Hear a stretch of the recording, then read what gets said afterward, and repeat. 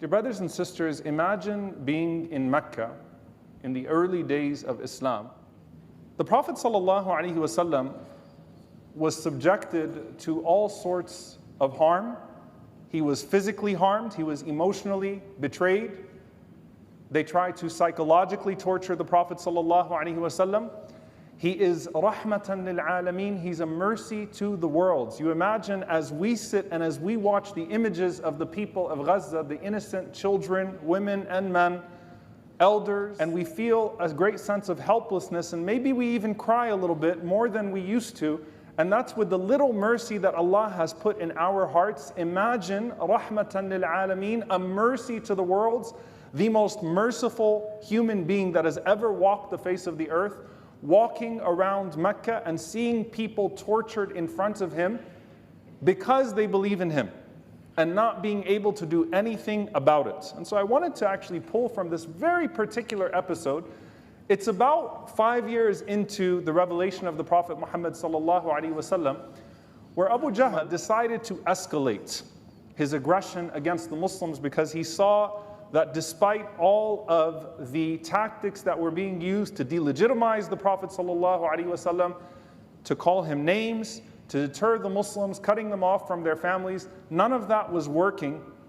And so he decided to take it to the next level. And just like every pharaoh in every era, he did so by starting off with the most vulnerable of society. يُذَبِّحُونَ أَبْنَاءَكُمْ وَيَسْتَحْيُونَ نِسَاءَكُمْ. They always target the children, they target the women, they target the downtrodden, they target those who are defenseless in society, they target those who they don't fear consequence from. And so Abu Jahl decides to put on this display. And it's very interesting, as Ibn Abbas radiallahu anhuma describes the scene that he heard of later on as he grew up, the experiences of the people that lived that moment. There was an area of Banu Makhzum, which was the tribe of Abu Jahl, where he used to take them to the outskirts of Mecca, and he picked an area that had the hottest surface, no trees, nothing to protect the people from as he tortured them, and he took a group of the early enslaved Muslims out there and decided to make an example out of them, so that the Muslims in Mecca would walk by that area and they would see their brethren tied up, starved, prohibited from drinking any water, and they were completely unable to physically intervene. So imagine living in Mecca, and we talk about the pain of social media and watching this from afar. You walk by and there's an area where the people are tied up and being tortured regularly. You can hear their shouts, and you can see them barely hanging on, and you can't do anything about it. And our Prophet ﷺ used to actually go to them. And all he had ﷺ was words. He couldn't physically intervene. And as he walks by and he sees the family of Yasir, Sumayya, the Abyssinian woman Yasir, her husband, and their son Ammar, he walks by them, and Abu Jahl reserved his worst torture for them, his own slaves.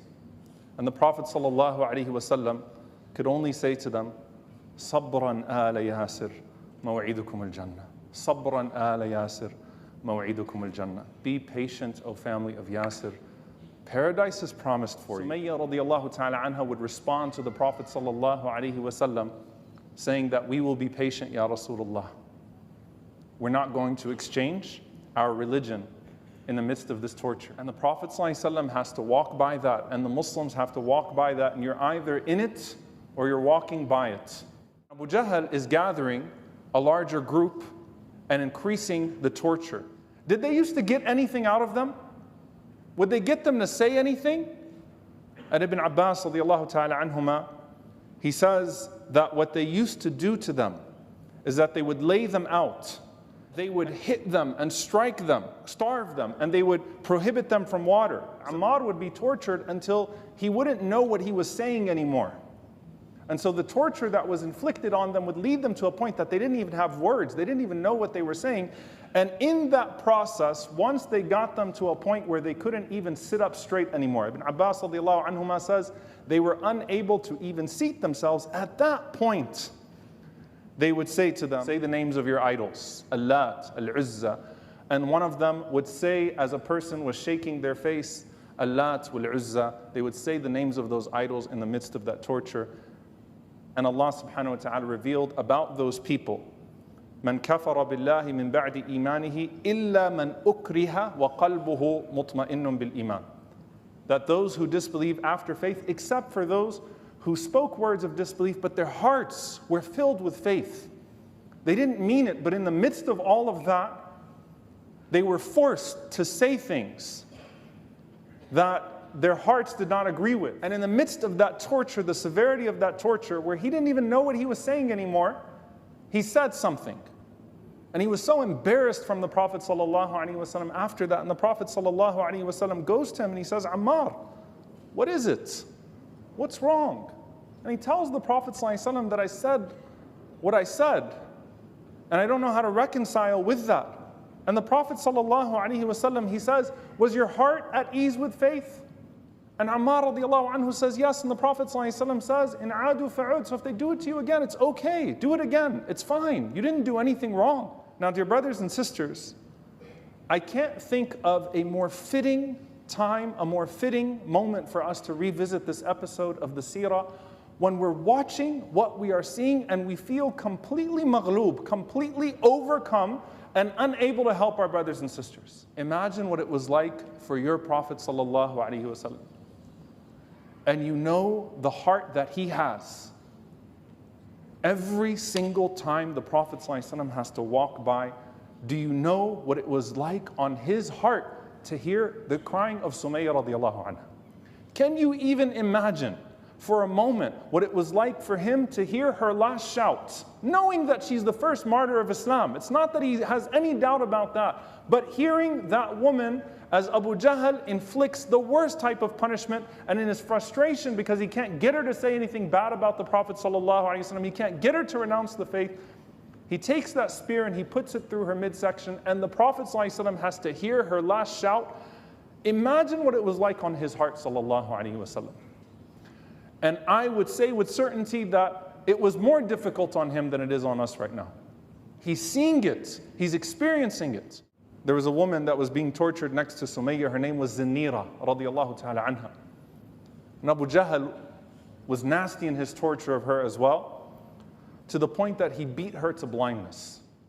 When he beat her to blindness, you know, sometimes Abu Jahl went a little too far and even his friends nudged him. When he beat the woman blind, they told him, settle down, you went too far. And he laughed and he said, قَدْ أَعْمَتْهَا الْآلِهَةِ. He said, the idols made her blind, I didn't do that to her. Allat wal Uzza, the gods made her blind. And as she could barely speak while she's tied up to a stick, she responds and she says, Allat wal Uzza, laysa lahuma quwwa. They have no power. No power. And Allah Azza wa Jal gives her back her eyesight, a miracle where she could see again.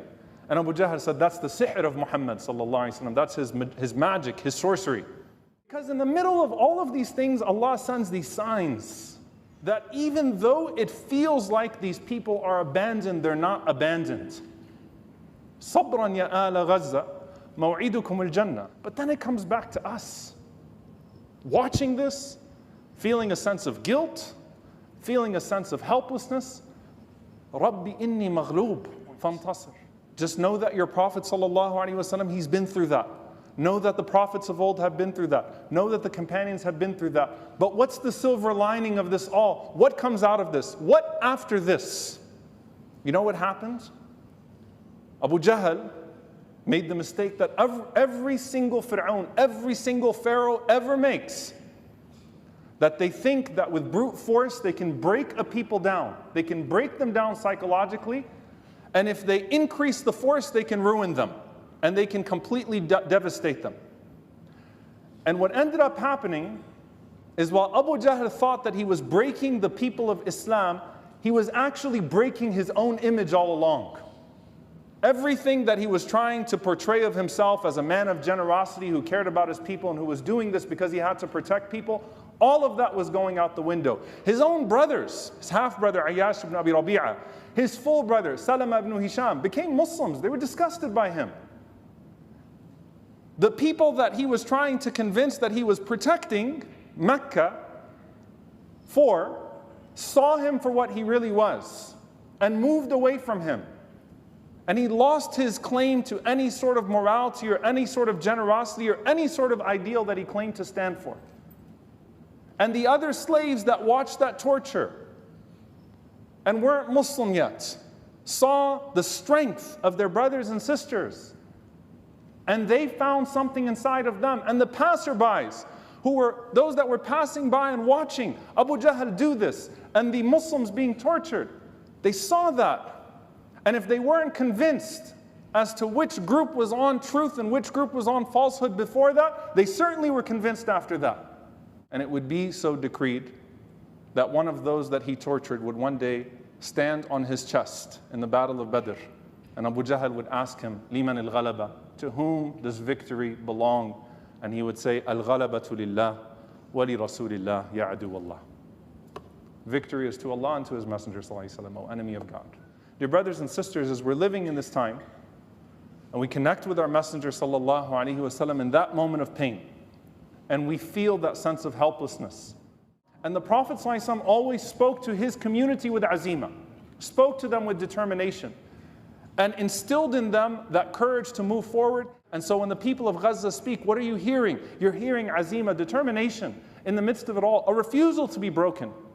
A refusal to be broken psychologically. A refusal to succumb to that type of oppression. It comes back to us. What are we witnessing happening right now, dear brothers and sisters? What we're witnessing is that anyone with half a heart and half a brain can see Israel for what it is right now. Can see the genocide for what it is right now. Despite all of the blinders, despite everything that's been put in the way, anyone with half a heart and half a brain can see this for what it is at this point. What does that mean? That just like Abu Jahl made the mistake in thinking that if he increased the brutality, he could suppress the voices that would call him out and challenge him. He could suppress the resistance to his torture. The same thing is happening, inshaAllah ta'ala, around the world, where this Fir'aun, this Pharaoh, is increasing the brutality, has no shame anymore in bombing hospitals and schools, doesn't even bother to deny it anymore. And it's up to us as we're watching that to first and foremost take comfort that better than us, the Messenger ﷺ once had to walk that path, and he wasn't watching it on his screen. He was watching it right in front of him. And it was hard on his heart, sallallahu alaihi wasallam. It was hard on his heart when Fatima radiallahu anha had to come and take the guts off of his back when he was tortured, when he himself was persecuted, his own daughter in front of him crying, cleaning up the guts from his back, and he's shivering, sallallahu alaihi wasallam, because of everything that was put on him. He tells his daughter, don't cry. Inna Allaha nasirun abaki. Allah is going to support your father. You can imagine how difficult it was for him, sallallahu alaihi wasallam. What we're in right now is not more difficult than that. But the silver line in this all, and there are some that we can see and some that we can't see, is that through this, things will change bi'idhnillahi ta'ala. All of us have had our priorities shift over the last month. People's hearts have come towards this faith. People that were already Muslim have found a reconnection. And there are people that are witnessing this and saying, I cannot understand how much faith these people have and how they're able to endure what they endure and still say what they say. What is it that they have? And you have people that are looking into this religion for the very first time. Today, we have at least 3 people accepting Islam after Salat al-Jumu'ah. But around the world, we're seeing this, where people are looking at that and saying, these people are a miracle.